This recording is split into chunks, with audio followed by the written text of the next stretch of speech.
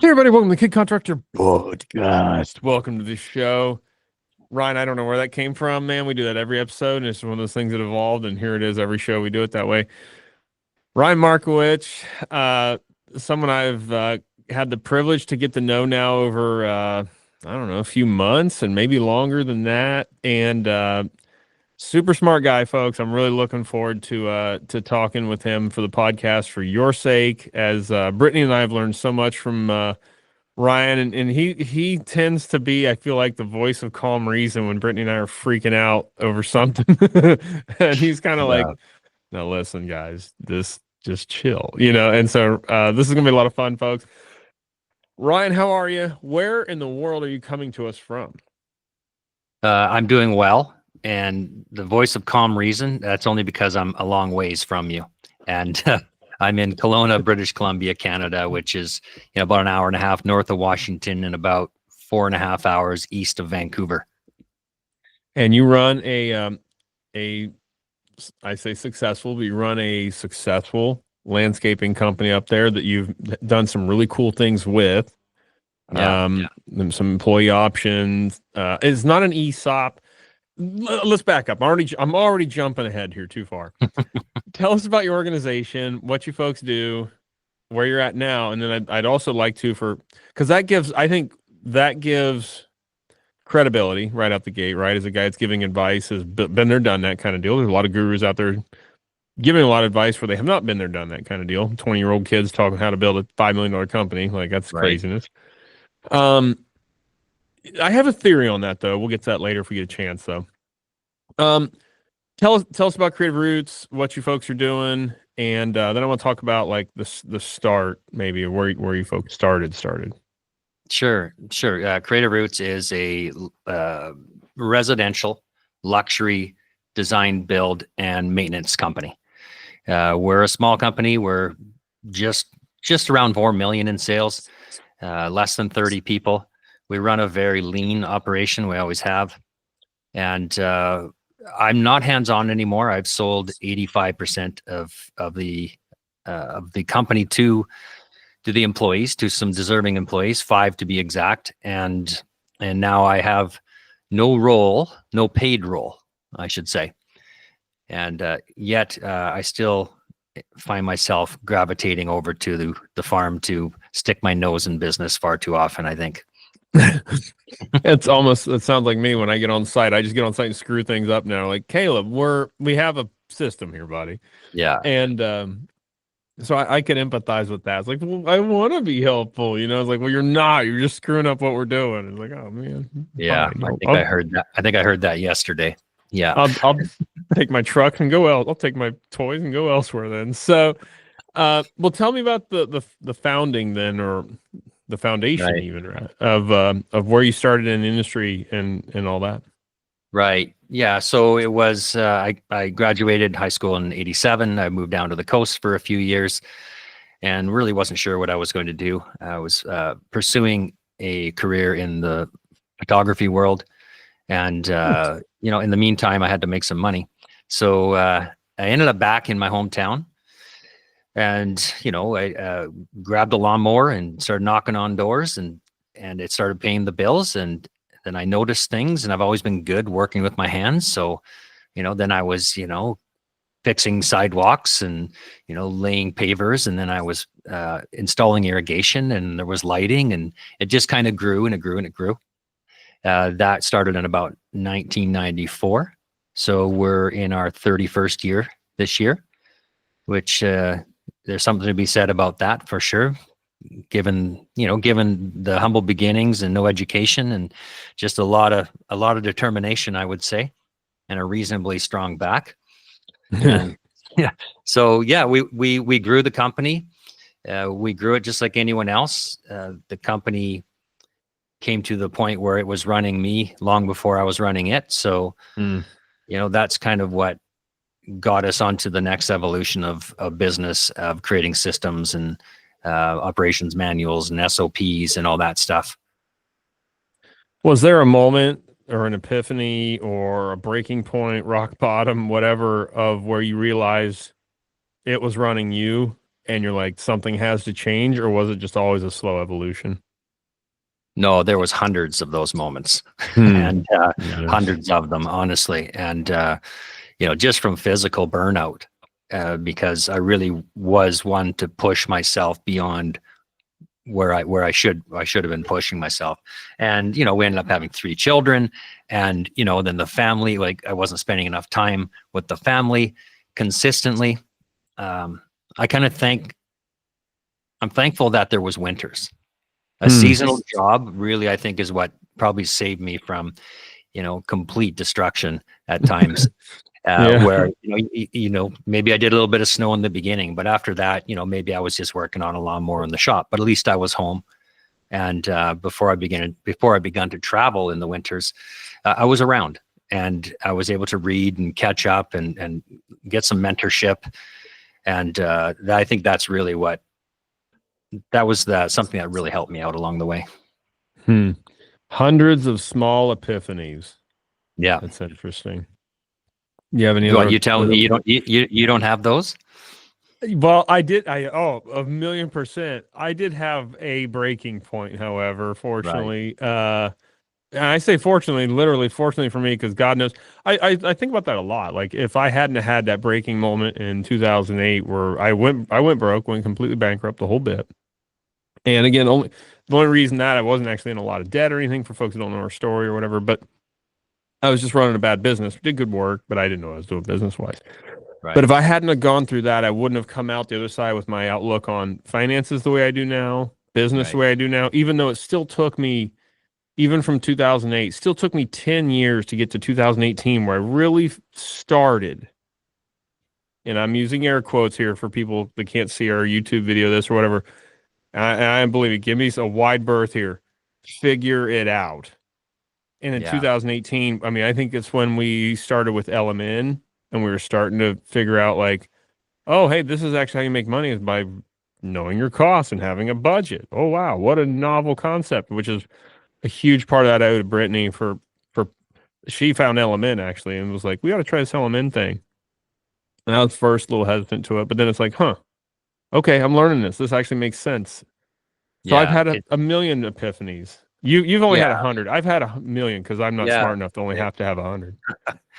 I don't know how much smarter I am than you, Caleb. But no, there was other ones. I was injured. Both my shoulders have had surgeries. I herniated the disc in my back in the very beginning, and worked through that somehow. A lot of ibuprofen to get through those days. But I think in the end, when you finally get it, air quote again, you realize that the numbers are just stories about people, and that you really don't have to become any kind of calculator or some algebra wizard or mathematician or an accountant to understand what's actually going on in the business. And so that really helped me. I had to write this down. The numbers are stories about people. I take notes as we go along here.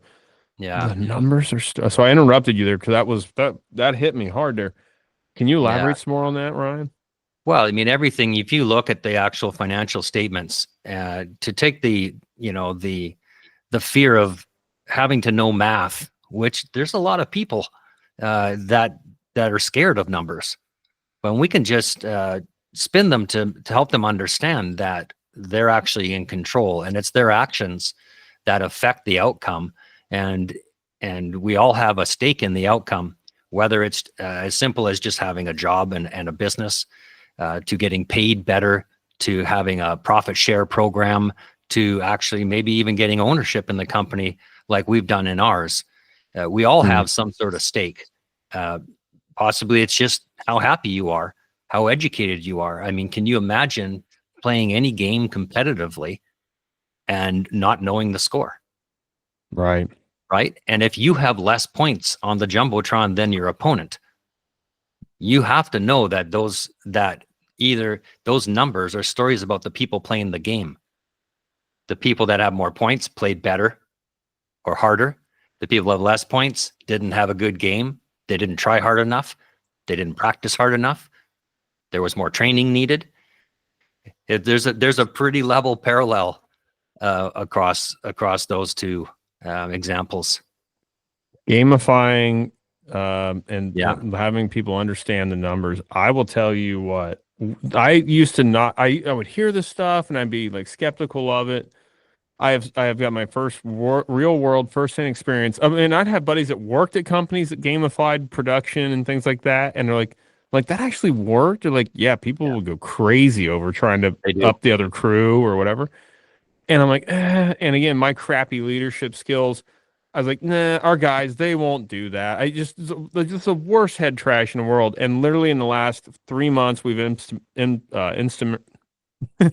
we've implemented. Thank you, and we have implemented. There's another word I'm trying to use, but I'm stumbling all over it. But we have implemented the crew efficiency score, Right. and our assistant D is helping us track that with LMN.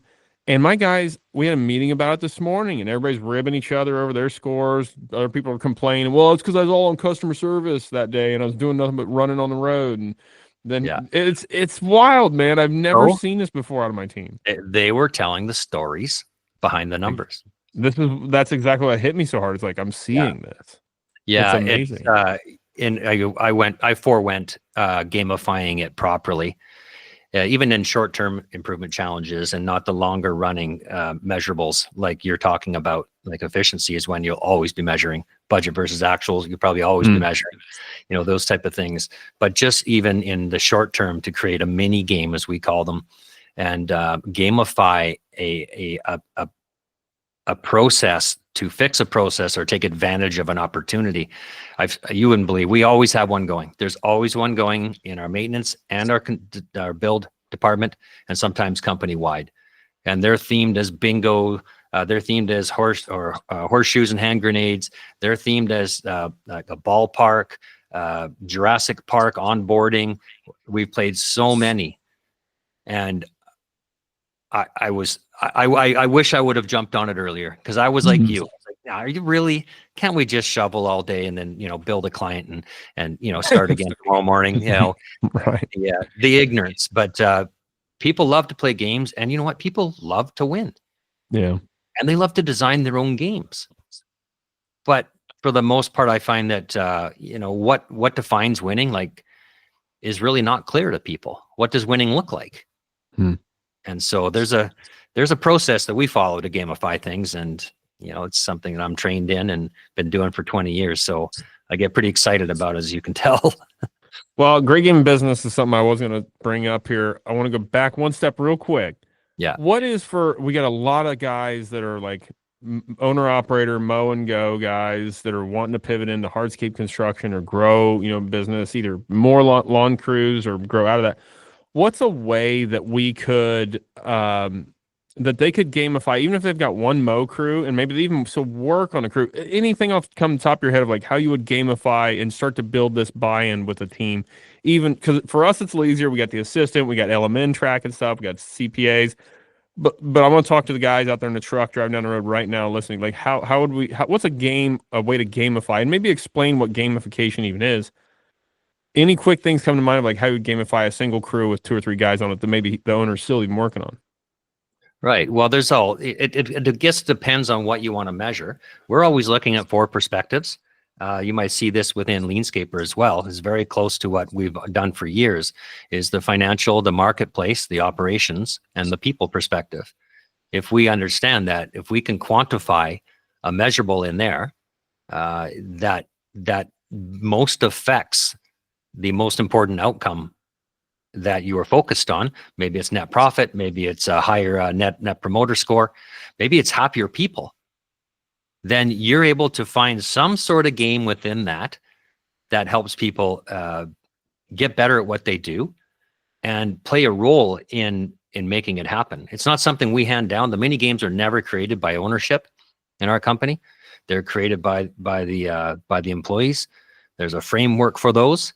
And so we gamify those short-term improvement challenges, but we also gamify, just like Leanscaper does, our drivers, which they call metrics or key performance indicators, and our larger one. This year, we have a big scoreboard, and it's called Build a War Chest, because we are looking to save X amount of cash for the next 3 years in a row to build or buy another facility. So, there's an education behind that, and people can see in real time, because we update that every 2 weeks, what the score is, how much money we've saved towards that. So there's, like any good game, there is a way to quantify it. I hope I answered your questions for the guys that are out there. That might have been a bit complicated. Look for small wins. You don't have to win it all at once. If it's just getting better at mowing, you can play a game on standardizing and measuring how long it takes to line trim horizontally, and then vertically, and you can time things, you can gamify things. Yeah, there's any way to do that. And even with the help of ChatGPT, I mean, you start asking questions, man. There are ways to figure all of this stuff out, and it's really cool. Right. Sorry, that was a long-winded, and I don't know if I really helped good there. though, dude. Yeah, if I had to think more about that, just as I wrap, let's move on, just in case something rattles loose in my brain here and I come up with a better answer. Well, we just ordered the book, Great Game of Business. That'll be the one I'm reading here after we finish The Mountain Is You here from another Leanscaper referral. But Great Game of Business, something I've heard you mention a lot, and I have a general idea, but give me the premise of it and how you're involved with it and what it's done to help you and what you do with it.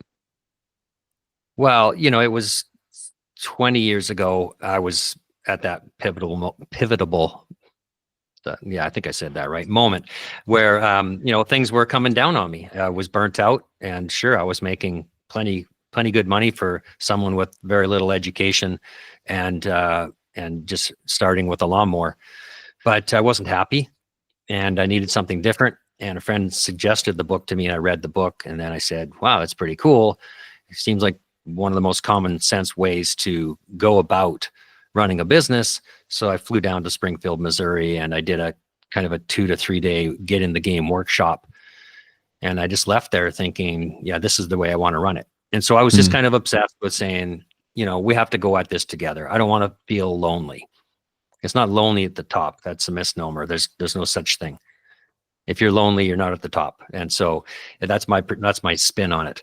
And so we hired a coach, and we implemented, and we learned by screwing up regularly, like most of us landscapers do. But we the more time you spend practicing your game, the better you're going to get at it. And we got good at it. And about 6 years ago, I became the first certified Great Game of Business coach, open book management coach from the green industry on the planet. And I've just been talking about it ever since.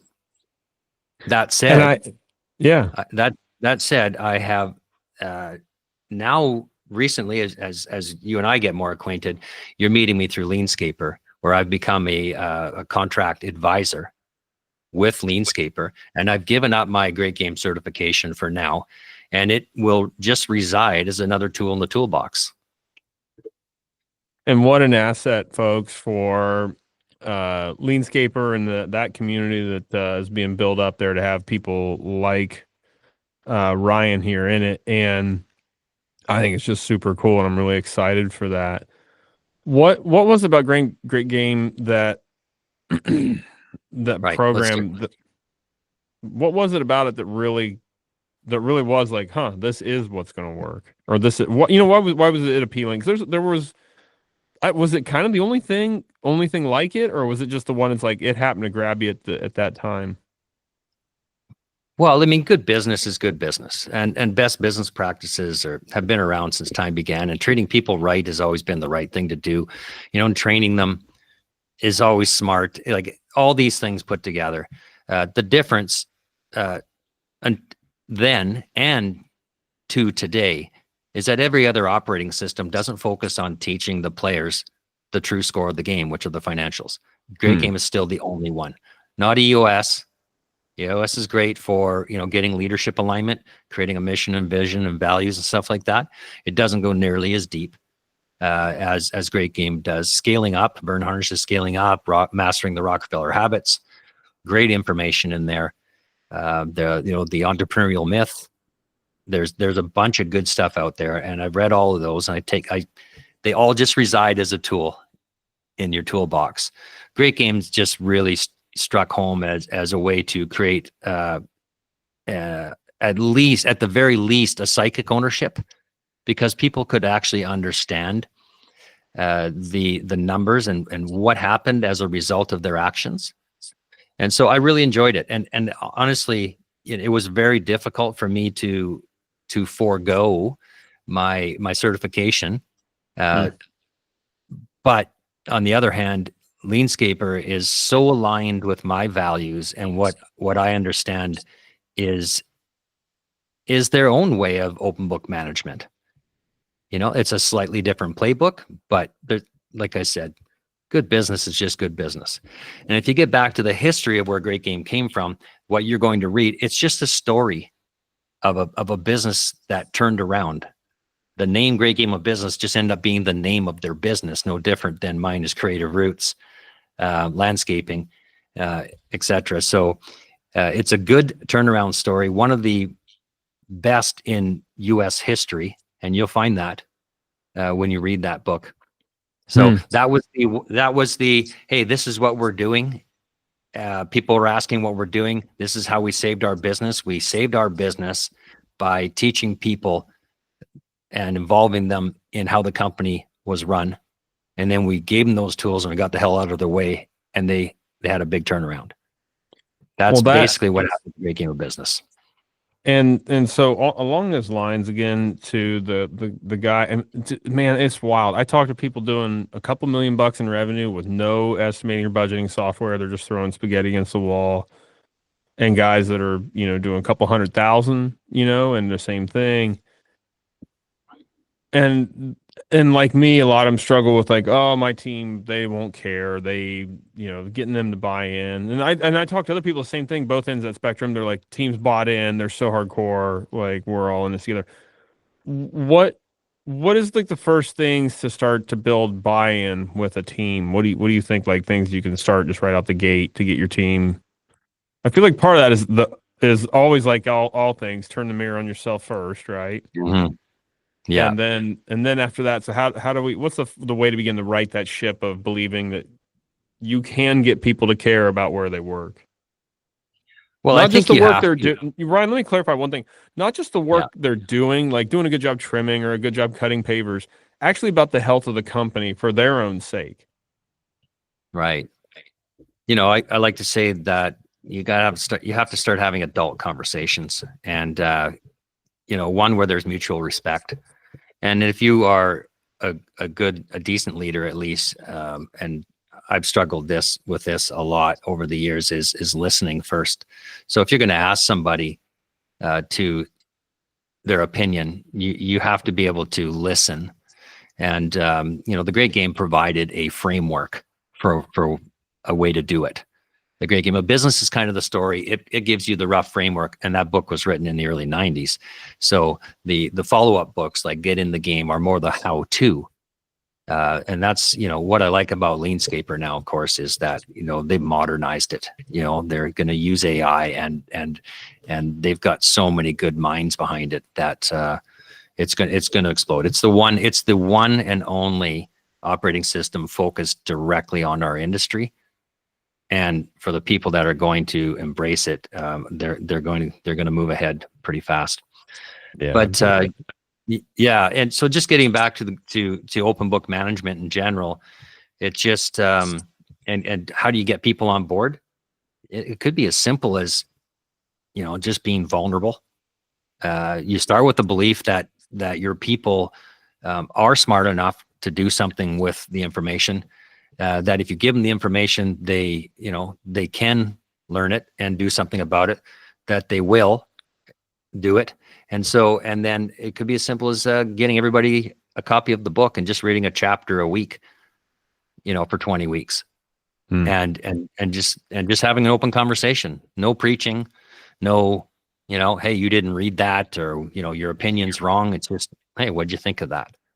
And just opening up that voice. That's what open book management's about.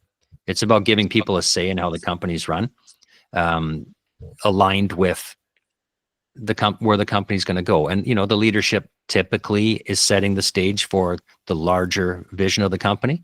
But as you get more and more buy-in from your people, you'll realize that you can involve them in that aspect.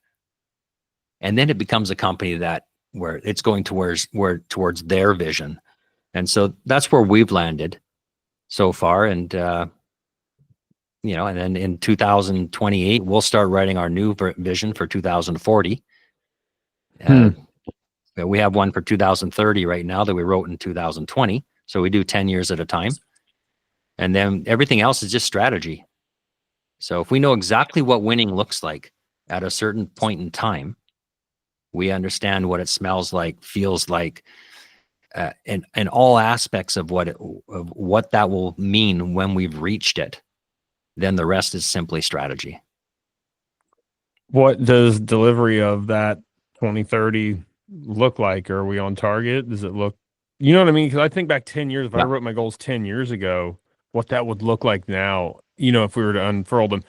But the idea would have been an ambitious goal that we would be working towards. It wouldn't be just, so I'm kind of going the wrong way about this with how I thought then. So I'll back that up. But what's it looking like for you? On target? Well, I think it looks great. And there's a lot of ways to get to an end date. Right now, like I said, if let's say that it's, for argument's sake, the end goal in revenue is 9 million, while we're at 4. Well, we got 5 years to get to 9. Okay, that seems unrealistic. That in 30 years we got to 4. And then we're going to go from 4 to 9 in 5 years, but it's not, because we have built a company that is able to scale without a bunch of fires starting at this point. And we were very slow and organic about it, and quite passive. We went out and worked hard every day, but we were passive about the growth. And now that I'm out of the way, the new owners they'll push it through if they want. So does that answer? Yeah, I think so. And I got to thinking my timeline here, which brings me back to, you were talking about the 90s, like the books were written back in the 90s. I'm like, I caught myself chuckling myself. I'm like, well, Ryan, the 90s weren't that long ago. And then I'm like, oh man, they were 30 years ago. Like, oh gosh, right. Caleb, we're getting old, buddy. And or I know for sure. And so I was kind of chuckling to myself on that. It's like how time flies so fast. And writing, what can you say or elaborate more on, Ryan, about like writing down goals? Because I have changed my mindset on writing goals and vision boards and dream boards and stuff like that. I don't think there's anything more powerful than setting the stage of you understanding exactly what you think winnings looks like. And I think most people, when they sit down with a pen and paper, or however they're going to write it down, they get into the how to, and that's a really that's a stumbling block. We use what's called the hot pen technique. Here's 30 minutes. Tell me what you want your life to look like in 10 years from now. It has to be inspiring. It has to be hopeful. It's got to be a bit of a stretch without killing yourself. What does it look like? Financially, physically, spiritually, mentally. And that hot pen, you can always use that hot pen technique, and you can always circle back. Now we have chat. You can take all those bullet points, throw them in the chat, and say, hey, these were my jumbled notes on what I think my life would look like. Can you help me organize these into something I could share? Right. And so, as when you start the business, it's you, and you're out there in the field, and you can keep people going because you have the energy and stuff like that. But what happens when most of the company doesn't know you, other than in passing or at a company event or a meeting? I think it's important for there to be a really well-written, detailed vision. I would say that can be 2 to 3 pages.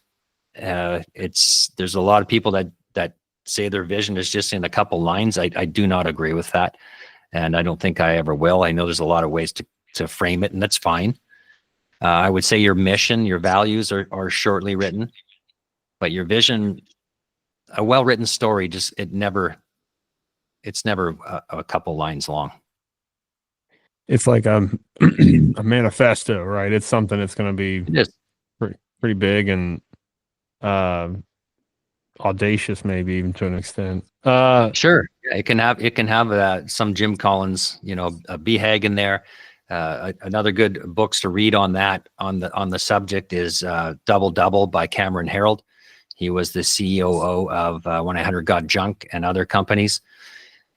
Really well written book on creating a vision. That's just about 3 to 5 years out. Anything by Ari Weinswig from Zingerman's in Ann Arbor, Michigan on the subject. You can look him up on YouTube. He is the master. That's where I got excited about writing a vision. But it's to me, it's important, as you can tell. Yeah, that's and it's awesome to see, man. And have you always been like pretty open-minded to this stuff, or is that something you had to train yourself to be open to different ways of operating? Like I was not when Brittany joined my company, actually it was her company, then she started a new one. I was so knuckleheaded that I was resistant to her changing the daily work reports the guys that felt the color of the paper, like just dumb stuff. I was Right. so hard-headed. Were you always No, open? I think so. Yeah, for the most Good for part, you. unless there was something I knew worked really well, like we had a system for, whatever, mixing a barrel of concrete, crazy stuff like that. But, I started at a very young age listening to Brian Tracy and different guys talk about mindset. Jim Rohn's always been one of my favorites. I saw him live actually before he passed. So it was really a treat. And I just realized that, from listening to that, there was a lot of common sense in the notion that whatever you can believe, you can achieve. Hmm. And there's been obviously, we could all learn faster. We could all do a better job. We could have avoided a lot of mistakes by hiring other people or seeking out a mentor or reading the books or attending, conferences like Leanscaper or others. And but no, I've been open to it. I think I started at a very early age. Sports helped as well. We had a very What good sports did you coach. play? My main one was volleyball. So No we had kidding. Cool. we had a world-class coach, and our small town was arguably on the map just for that sport because of him. So, he had us always evolving or trying to Oh, evolve. very, very cool. Where did his inspiration come from? Do you know much about his story of like how he was? Yeah, I don't. And it's funny. He just lived around the corner from us, and because there's a small town, it was probably only about 70 or 80,000 people back then, and when I graduated. But yeah, just very driven and very practical, and just wanting to be the best at what he did, and wanting the best from the people that were around him. I think it's no different than a recipe for a good leader. Hmm.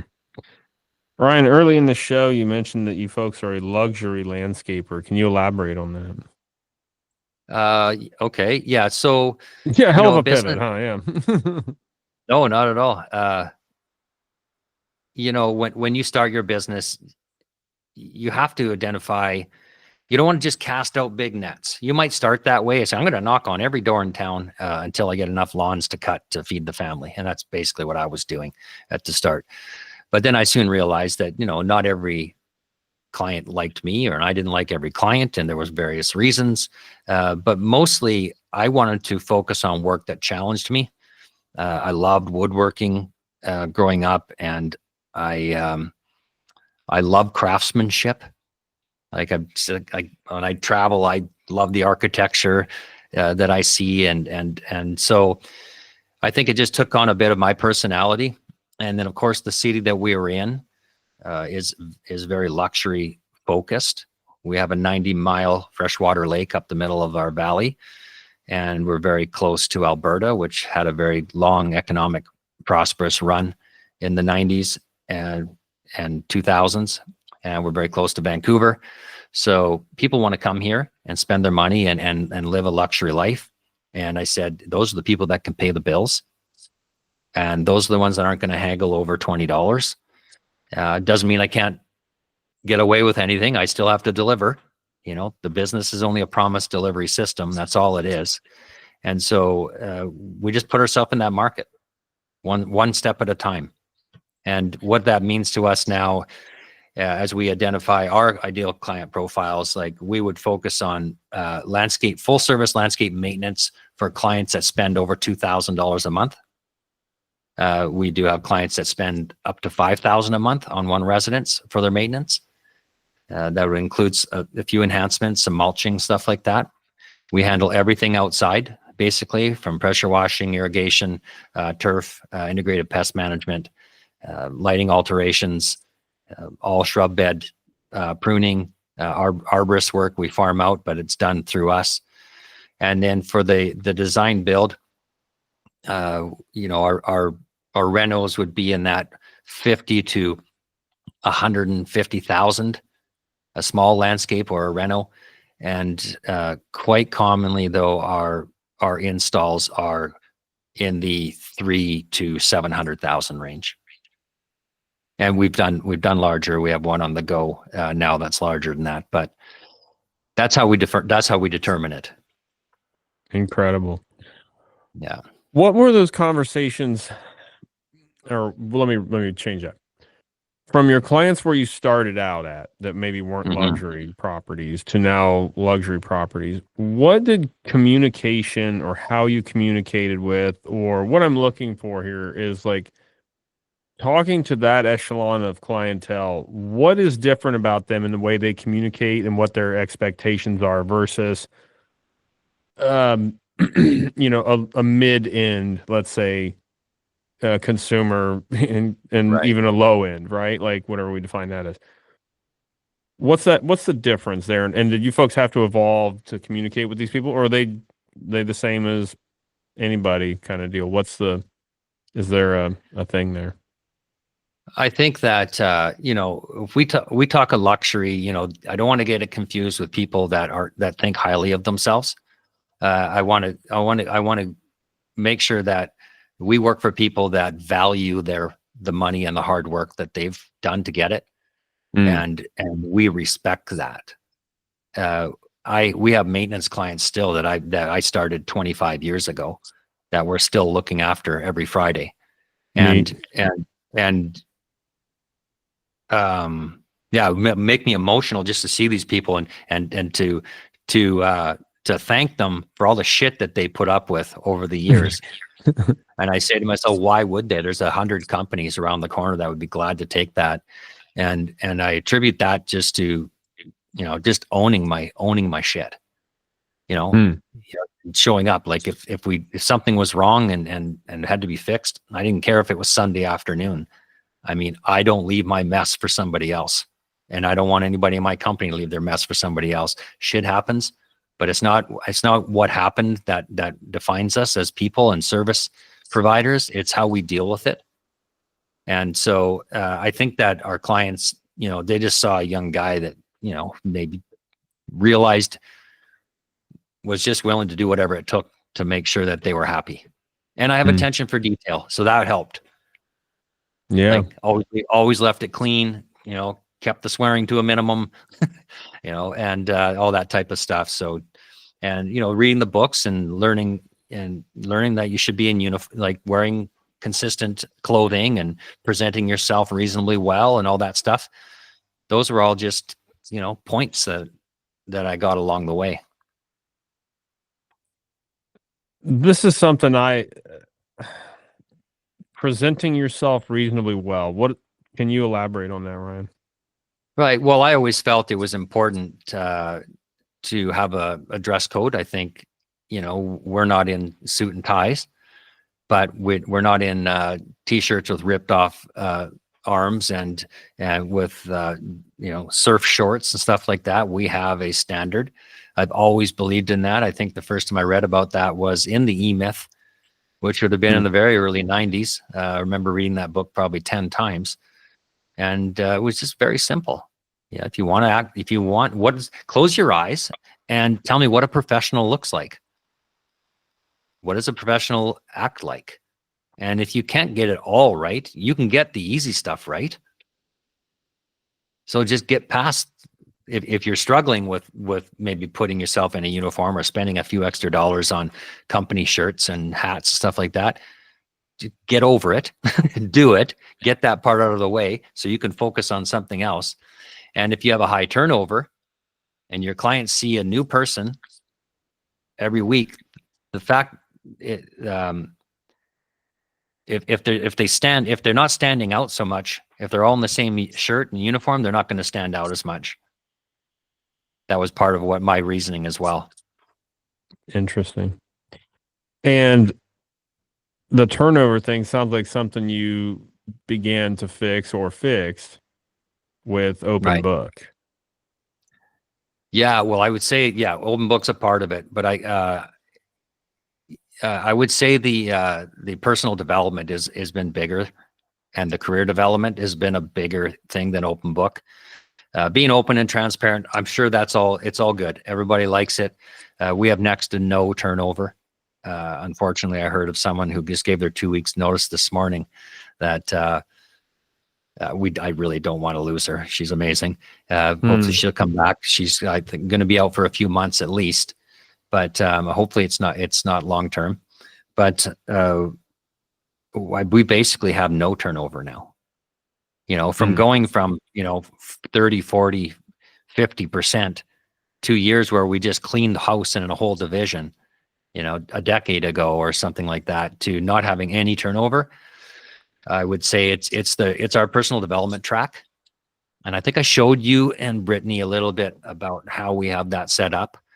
But it really shows a person how they could move within the organization from a pre-apprentice to an apprentice level 1, apprentice level 2, assistant manager, and all the way up to partnership.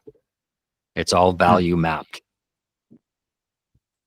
And even in the Mo companies, the little guys out there, as they set a plan to grow the companies, they can be communicating that to their team as existing, right? Like, hey, we want to go to 2 crews in 18 months. Yeah. And, so like you would then go to team. So you can set up this org chart, if you will, if you have the vision and the dedication to do it, which is the hardest thing. The work is the easiest hard stuff of business, right? The actual work. That's the easiest hard part of business. The hard part is everything we're implementing, all the stuff we're talking about, right? That's the hard part of business. Well, you're going to read in that book, Great Game, Jack Stack, the author and the CEO, saying it's simple, it's just not easy. And it's a shame, that's a good really. way to put it. But because you're right, even the small guy down that's just got a crew or 2. But that guy can sit down with his team, whether it's 1 person or 3 people or 10 people, and say, hey, we got this far. Could we make it a bit better? What would that look like? And then if you're interested in learning, if you understand the financials at all, or understand how the people affect the numbers, you can run scenarios. That is a good one for me, because if you can run a scenario about how much more money can be made, you can run a scenario about what opportunities there are for people within the organization. Yeah, people have to know what's in it for them, right? You're not just buying the boss another lake boat. You're not just right. There's skin in the game for them. If you're going to, in my opinion, if you're going to do it the right way. Yeah, the boss wants to make more money, Caleb, but yeah, absolutely. But you know what? In 90% of the businesses out there, maybe not 90, maybe it's 80, whatever. You are buying the boss a new boat. Yeah, right. That's just the way it is, because it's like, hey, you're here to work and nothing more. Like, we invite you over for dinner, but you can't sit in the same room or eat the same meal. And I always subscribe to the notion that there is such thing as enough, and I should get a return for what I own. I should get fair market value for what I do.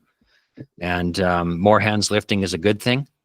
The bigger the pie, the bigger the individual slices. It's a true investment in people. It's founded on the notion of servant leadership. which I think is a powerful way to look at things. And when you serve other people, you in turn get served.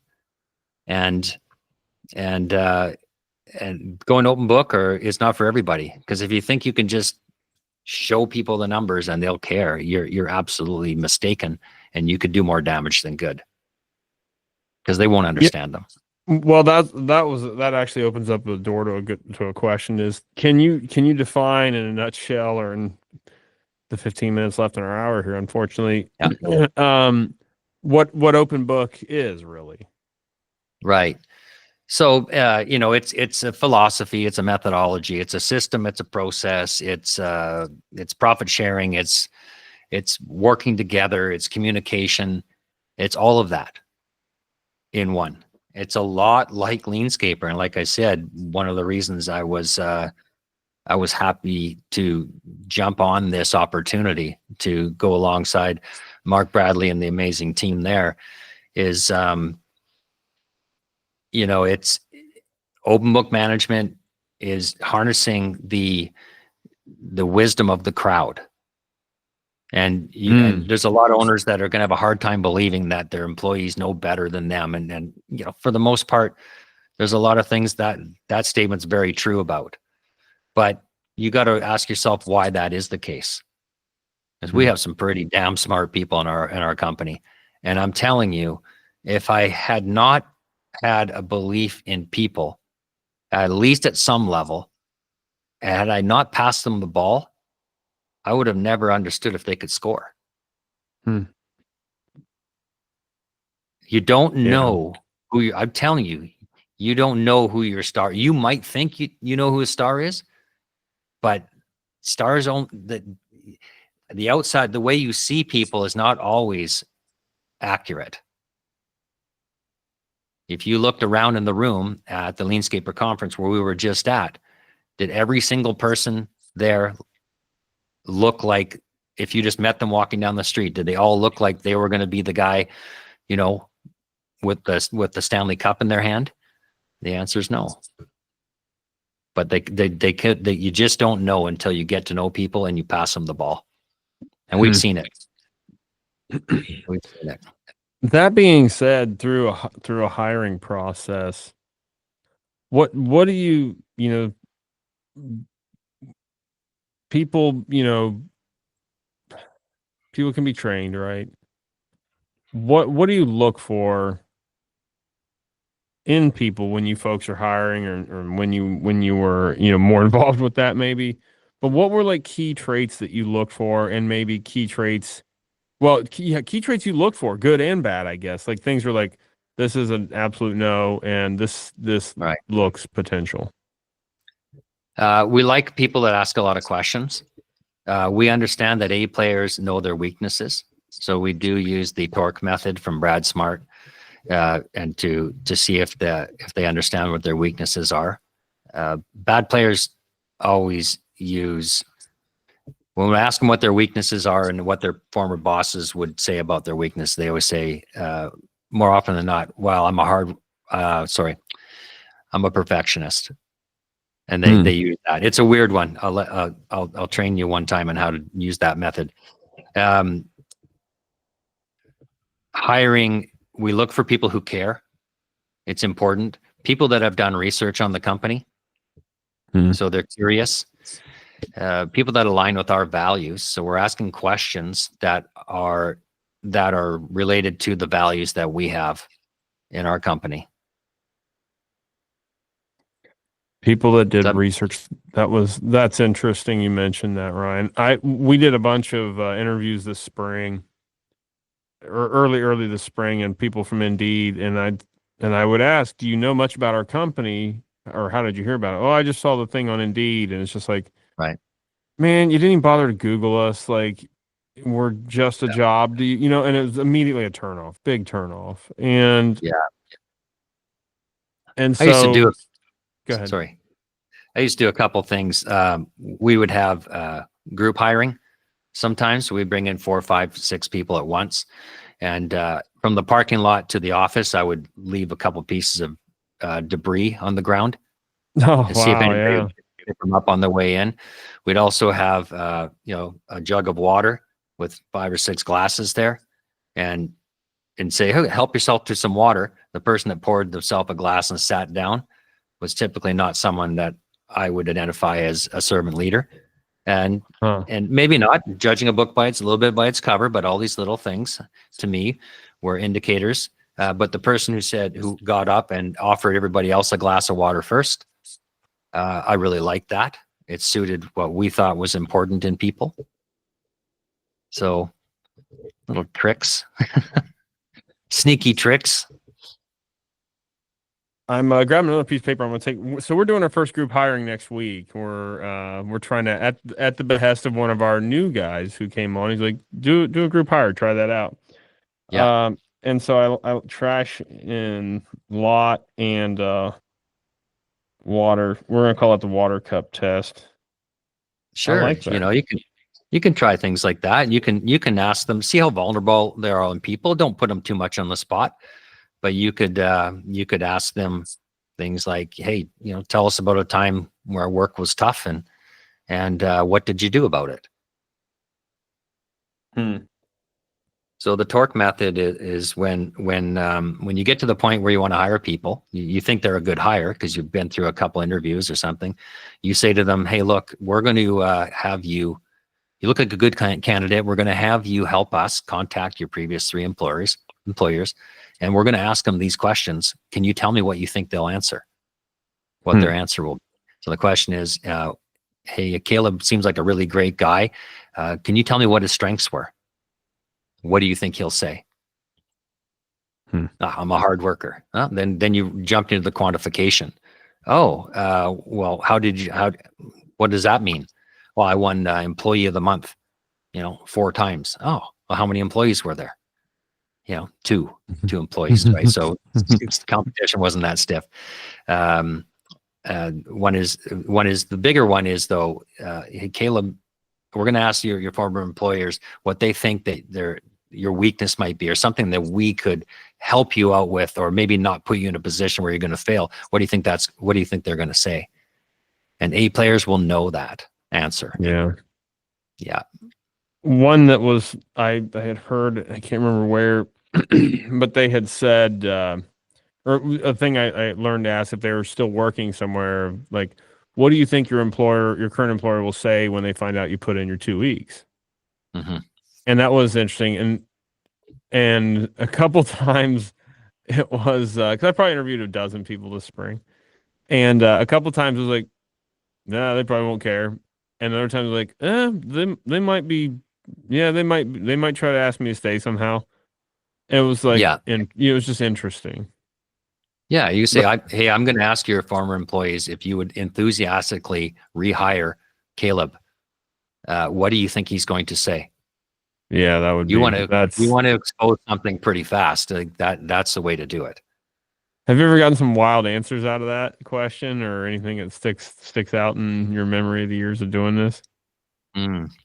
It's been a long time. I was never great at the hiring process, so it's been a long time since we've done that.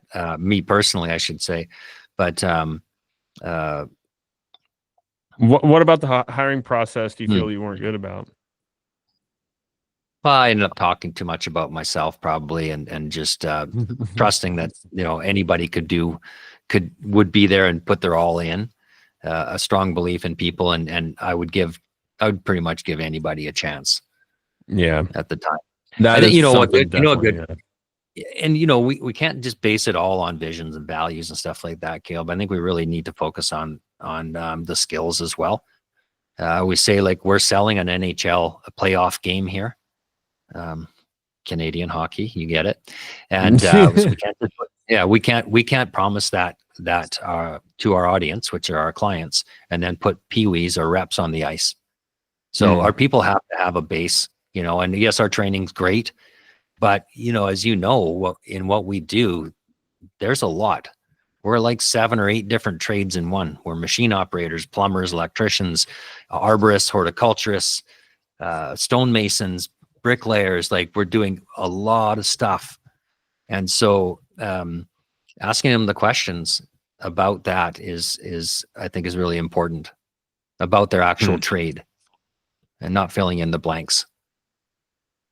If I said to you, hey, Caleb, on a scale of 1 to 10, 10 being you're the Michael Jordan of irrigation, and there's nothing you can learn, what would your number be?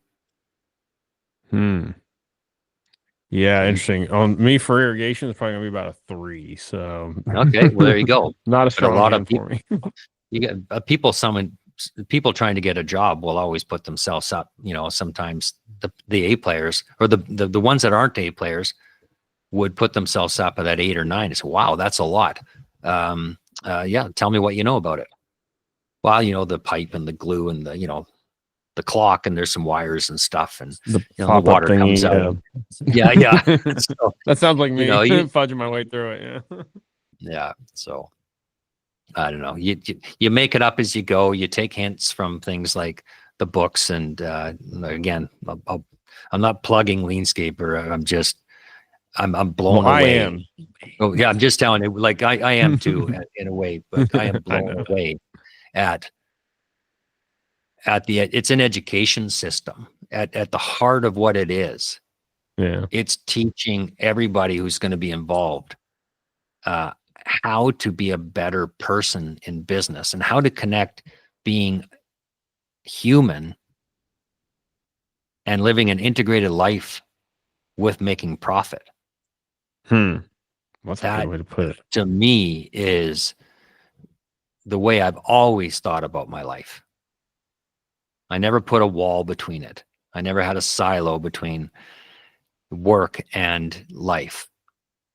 And yeah, I was out of whack many times, but I think more often than not, it served me well and made me a better person.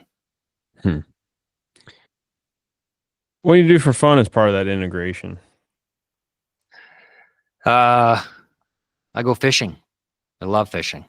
It's fun. I spend my winters in Mexico. I think I told you guys that. I've done the last 11 winters in Mexico. And to me, that's super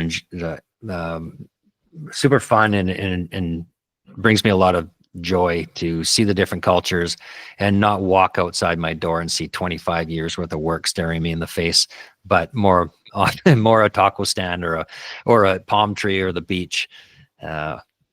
Or the chaos of Mexico City or something like that. It's just a different twist on life for me.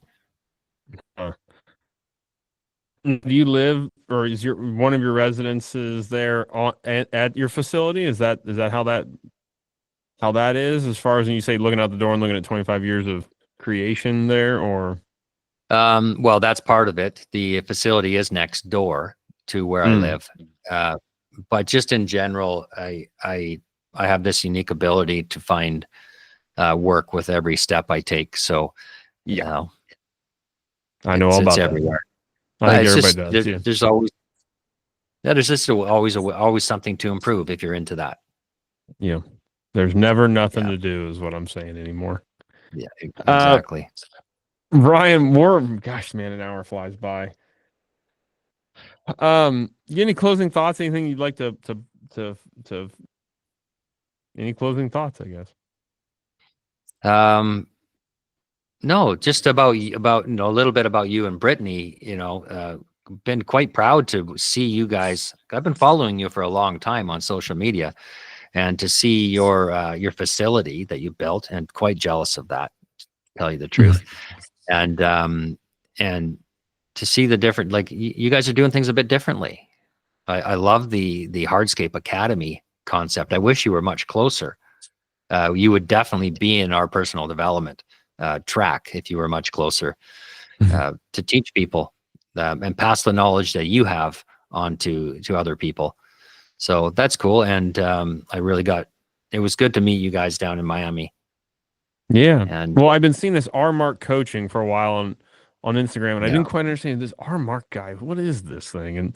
And then here we are putting name to face, at the Leanscaper events and everything. And it's been, and man, what a cool thing about Instagram and internet, like the connections I have now because of it all over the country and the world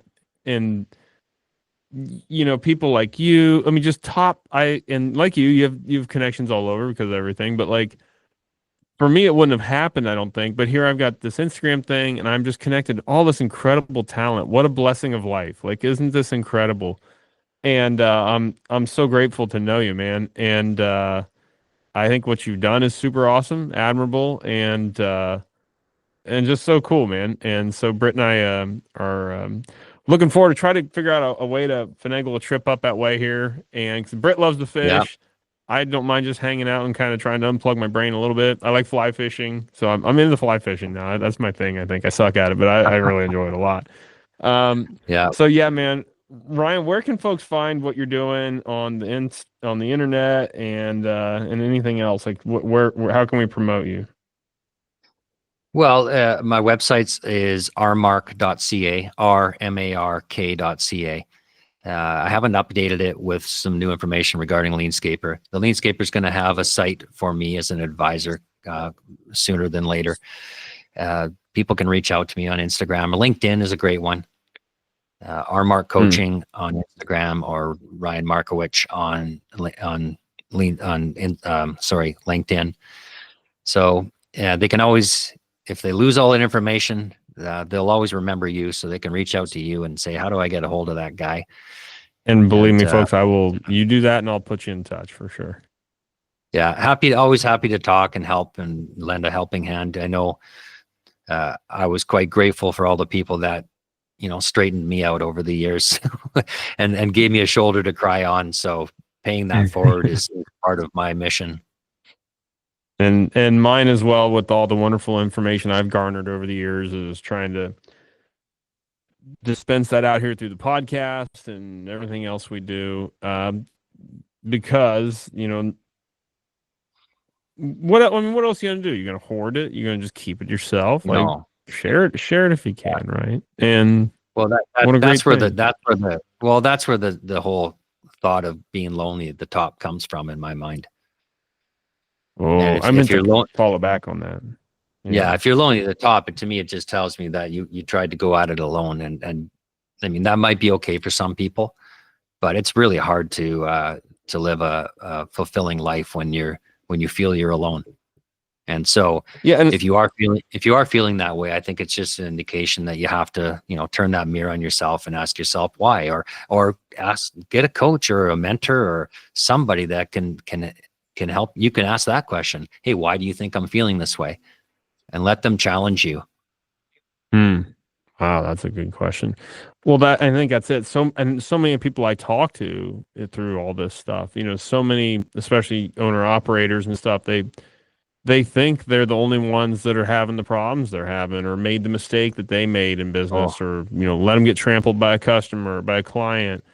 They think they're the only ones making these mistakes or even having these successes, and their friends don't understand, and so they're just very alone. And there's a lot of people who are very alone, I feel like, in business. And you're right. It's because, and I was the same way. I was too proud to actually ask or reach out of like, why do I feel this way? Why do I feel so burnout or alone or like yeah, whatever? yeah.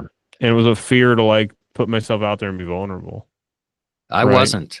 I was never afraid to, I wasn't afraid that if I was struggling, I always reached out, and I had a couple really good people in my life that helped me out that way. But I'm telling you, like the amount of mistakes that you and I've made, and Mark Bradley and the Steve Wheatcross and everybody, like there isn't a mistake that anybody's making out there that has not been made. That's new. And Yeah. and my God, the return on investment for being involved with something like Leanscaper or hiring a coach on a flex time basis, where you're just hiring maybe a handful of hours from the person to a 3 or 6 or a 12-month custom, coaching program. If that doesn't return more money than any excavator you're going to buy or employee you're going to hire, then you got the wrong person. That's all. Don't blame the system. Blame the person you're Yeah. hiring, because it's there's lots of help out there. That's a great point. The right coach, the right mentor that you're paying for or figuring out or doing whatever, that unlocking of a mindset will allow you to pay for the machinery Yeah. faster, right? Like it And unlocks and unscrews so many things. Well, they're basically, in essence, when we're looking at the numbers and we're analyzing the culture, and what we're looking from hindsight and using our experience to understand which levers need to be pulled. You can't pull them all at once. It's just complete chaos. So we have to understand which one is going to have the best effect, and that's where that guidance comes in. It's still up to you to execute. Coaches don't go do the work, but they certainly guide the ship. Right. 100%. Yeah. Ryan, dude, thanks again so much for your time today. It's been such a blast. You were so, by the way, public acknowledgement here. I totally flubbed up the last interview we had last week. My audio, I could not figure out the audio, and Ryan was more than gracious with that. And then today too, taking time to meet. I'm ever so grateful, man. Thank you. Well, thank you very much, Caleb.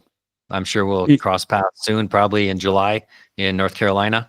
Yes, sir. And folks, you can get in on that too. Go to leanscaper.com and come join us there. Every event's worth it. Everything is. And if you happen to catch Mark at the right time, Mark Bradley, that is, on the right webinar, you'll get free tickets if you're in on the right webinar. He's giving away all the time on this thing. Otherwise, it's $3,000. It's expensive, but it is still worth it.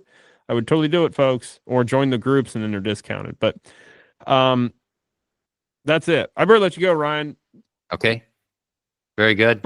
From the Company Cam Studios here in beautiful Fairfield County, Ohio, folks. There are no new mistakes. That might be the episode title. I like that. I also like it's simple. It's just not easy.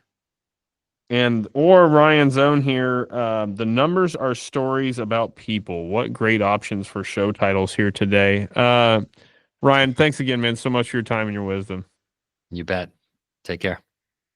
Again, from the Company Cam Studios here in beautiful Fairfield County, folks, we will catch on the next one. And just remember, there are no new mistakes out there.